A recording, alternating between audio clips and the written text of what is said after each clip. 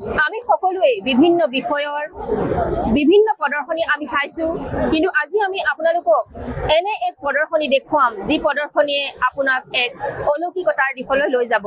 আমি আপোনালোকক দেখুৱাম বিশ্বৰ তত্ত্বদৰ্শী সন্ত ৰামপাল মহাৰাজৰ সান্নিধ্যত যি বিশ্ব শান্তি সন্মিলন হৈ আছে, তাত এখনি সুন্দৰ আধ্যাত্মিক প্ৰদৰ্শনীও এয়া তেখেতলোকে আয়োজন কৰিছে।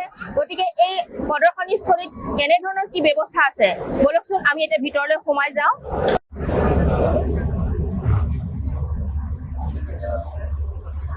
প্ৰিয় দৰ্শক, এই প্ৰদৰ্শনীলৈ সোমাই আমি ভালে সংখ্যক গাইড সেৱাদাৰক লগ পাইছো। আহকচোন আমি তেখেতলোকৰ সৈতে বাৰ্তালাপ কৰো। নমस्ते। नमस्ते सत साहब जी। आज जो यहाँ प्रदर्शनी लगा है, इस किस विषय पर प्रदर्शनी लगा है? प्रदर्शनी के बारे में कुछ हमारे दर्शकों को भी बताइए। ये देखो, हमारे गुरु जी 1, 2, 3 तारीख को विश्व शांति के लिए जो भंडारा चल रहा है, इसमें यहाँ पे अद्भुत प्रदर्शनी लगाई गई है, जिसमें प्रदर्शनी में दर्शाया गया है कि सृष्टि रचना के बारे में इसमें दर्शाया गया है जी। और अनेक सी भविष्यवाणियां भी आपको अंदर जाओगे तो देखने को मिलेगी। और अन्नपूर्णा मुहिम के बारे में भी बहुत विस्तार से बताया गया है इसमें। जी जी।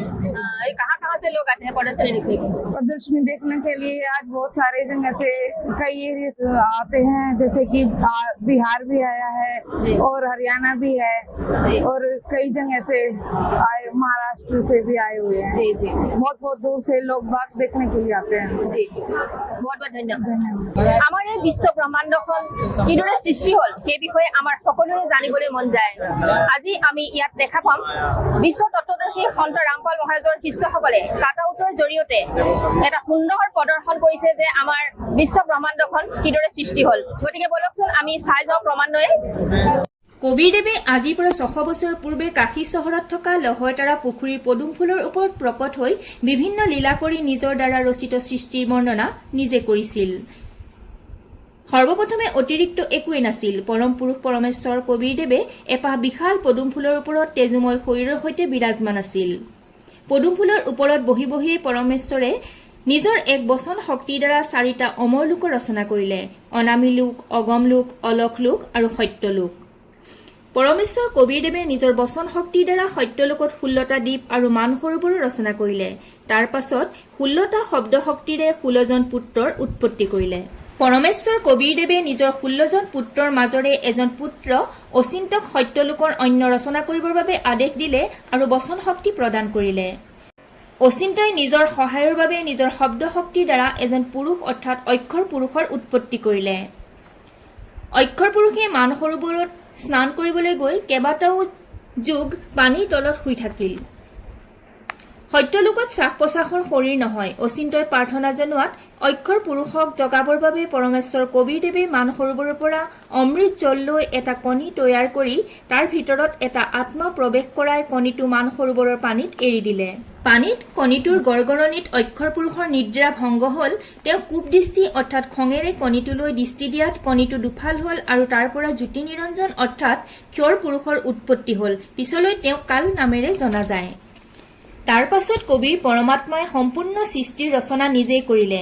সকলো আত্মাকে নিজৰ বচন শক্তিৰ দ্বাৰা নিজৰ স্বৰূপত উৎপন্ন কৰিলে। কবিৰ পৰমেশ্বৰৰ আদেশ মৰ্মে অচিন্ত, ক্ষৰ পুৰুষ আৰু অক্ষৰ পুৰুষ 3জন একেটা দ্বীপতে থাকিবলৈ ললে। কিছুকাল যোৱাৰ পাছত জ্যোতি নিৰঞ্জনে বেলেগে থাকিবৰ বাবে এটা দ্বীপ বিচাৰি এটা ভৰিৰ ওপৰত থিয় হৈ 70 যুগ তপ কৰিলে।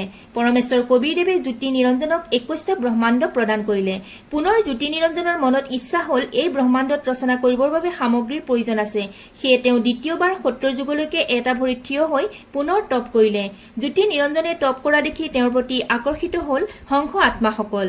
কবিৰ পৰমেশ্বৰে জ্যোতি নিৰঞ্জনক ক'লে যে পৰমাত্মাই প্ৰথমে পুত্ৰ কুৰ্মক সৰ্বৰচনাৰ সামগ্ৰী দি থৈছে।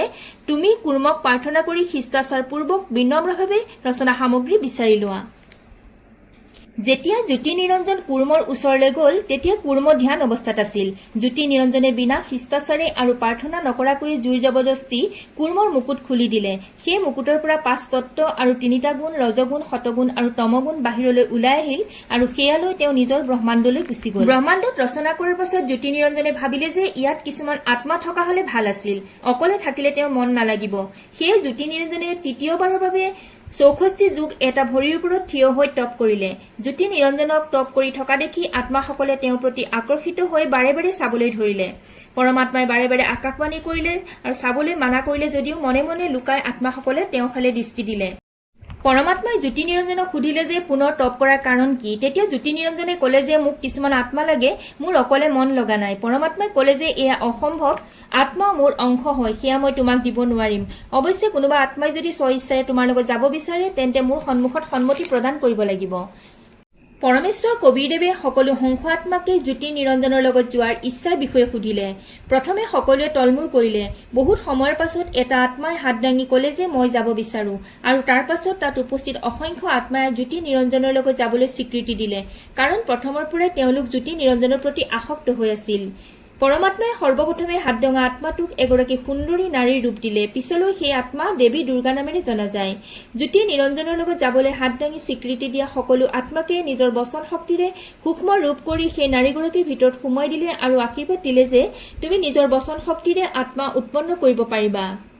দেৱী দুৰ্গাৰ সুন্দৰ ৰূপ দেখি জ্যোতি নিৰঞ্জনে ৰজগুণৰ প্ৰভাৱত তেওঁৰ লগত অভদ্ৰ আচৰণ কৰিবলৈ ধৰিলে। নিজকে বচাবৰ বাবে দেৱী দুৰ্গাই সূক্ষ্ম ৰূপ বনাই জ্যোতি নিৰঞ্জনৰ মুখেৰে পেটৰ ভিতৰলৈ সোমাই গৈ পৰমাত্মাক প্ৰাৰ্থনা জনালে। পৰমাত্মাই পুত্ৰ যুগজিতৰ ৰূপ লৈ দেৱী দুৰ্গাক পেটৰ পৰা বাহিৰলৈ উলিয়াই দিলে। পৰমাত্মাই যুগজিতৰ ৰূপেৰেই জ্যোতি নিৰঞ্জনক তেওঁৰ অভদ্ৰ ব্যৱহাৰৰ বাবে তেওঁক আৰু দুৰ্গাক 21 ব্ৰহ্মাণ্ডৰ সৈতে সত্যলোকৰ পৰা নিষ্কাশিত কৰিলে, আৰু তেতিয়াৰ পৰাই জ্যোতি নিৰঞ্জনৰ নাম কাল হ'ল। জ্যোতি নিৰঞ্জন, কাল, দেৱী দুৰ্গা আৰু 21 ব্ৰহ্মাণ্ড সত্যলোকৰ পৰা তললৈ বিমানৰ দৰে প্ৰস্থান কৰি 16 শংখ দূৰত আহি ৰৈ গ'ল। সত্যলোকৰ পৰা নিষ্কাশিত হোৱাৰ পাছত জ্যোতি নিৰঞ্জনৰ ৰূপ সলনি হৈ গ'ল। তেখেতৰ চেহেৰা বিকৃত হৈ পৰিল। 21 ব্ৰহ্মাণ্ডৰ সৃষ্টি চম্ভালিবৰ বাবে কাল ব্ৰহ্ম আৰু দুৰ্গা মিলি 3জন পুত্ৰ শ্ৰী ব্ৰহ্মা, শ্ৰী বিষ্ণু আৰু শ্ৰী শিৱৰ উৎপত্তি কৰি অচেতন কৰি ৰাখিলে। জ্যোতি নিৰঞ্জন অৰ্থাৎ কাল ব্ৰহ্মই দেৱী দুৰ্গাৰ আগত নিজৰ অব্যক্ত হৈ থকাৰ প্ৰতিজ্ঞা কৰিলে আৰু ক'লে যে আজিৰ পৰা মই কাকোৱে নিজৰ বাস্তৱিক ৰূপত দৰ্শন নিদিওঁ, এতিয়া তুমিয়েই সৃষ্টি সঞ্চালন কৰা। দেৱী দুৰ্গাই নিজৰ 3জন পুত্ৰ ডেকা হোৱাৰ পাছত সৃষ্টি সঞ্চালনৰ বাবে 3টা বিভাগ দিলে: ৰজগুণ শ্ৰী ব্ৰহ্মাক, শতগুণ শ্ৰী বিষ্ণুক আৰু তমগুণ শ্ৰী শিৱক। তাৰ পিছত দেৱী দুৰ্গাই 3গৰাকী দেৱীৰ উৎপত্তি কৰিলে: শ্ৰী সাবিত্ৰী, শ্ৰী লক্ষ্মী আৰু শ্ৰী পাৰ্বতী। দেৱী দুৰ্গাই ব্ৰহ্মাক সাবিত্ৰী, বিষ্ণুক লক্ষ্মী আৰু শিৱক পাৰ্বতী প্ৰদান কৰি পত্নী হিচাপে অৰ্পণ কৰিলে। অৰ্থাৎ 3জন পুত্ৰৰে সাধাৰণ নিয়মৰ দ্বাৰা বচনৰ দ্বাৰা বিবাহ সম্পন্ন কৰি দিলে, আৰু সেইদৰেই কাল ব্ৰহ্মৰ 21 ব্ৰহ্মাণ্ডৰ সৃষ্টিৰ আৰম্ভণি হ'ল।